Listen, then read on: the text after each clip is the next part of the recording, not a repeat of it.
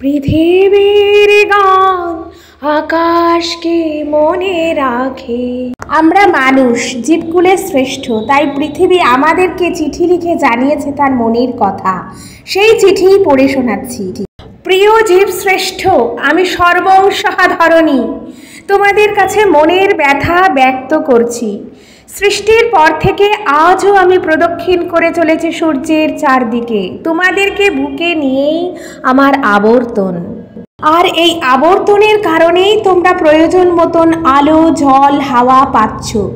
কিন্তু আমি কেমন আছি সে কথা ভাবার অবকাশ নেই তোমাদের।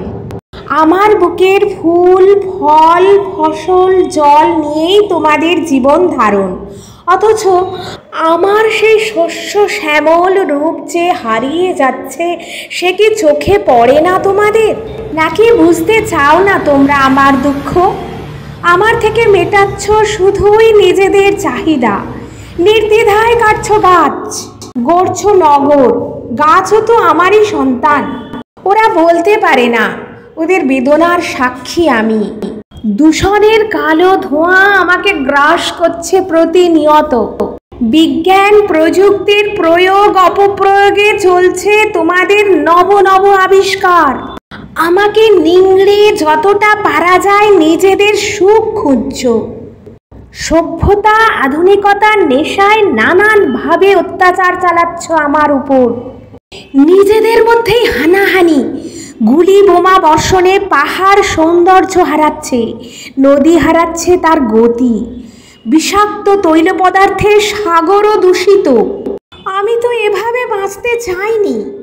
এভাবে আর কদিনই বা টিকে থাকতে পারবো? অথচ আমার অস্তিত্বের সঙ্গেই তো জড়িয়ে আছে তোমাদের জীবন। তোমাদের কাছে একান্ত অনুরোধ, সচেতন হও। সুস্থ সুন্দরভাবে বাঁচতে কি চাও না?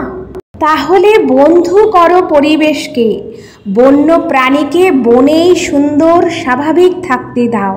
রক্ষা করো গাছপালা, পরম বন্ধু ওরা, ওদের জন্যই তো আমি সবুজ। তোমরাই পারো আমাকে সবুজে সবুজে ভরিয়ে তুলতে।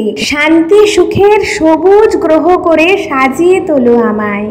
মুক্ত আকাশ, মুক্ত বাতাস, নির্মল জলধারায় আমি হব সুখী। তোমাদেরও রাখবো সুখে আমার মাটির বুকে। ইতি তোমাদের ধরিত্রী মাতা বসুন্ধরা।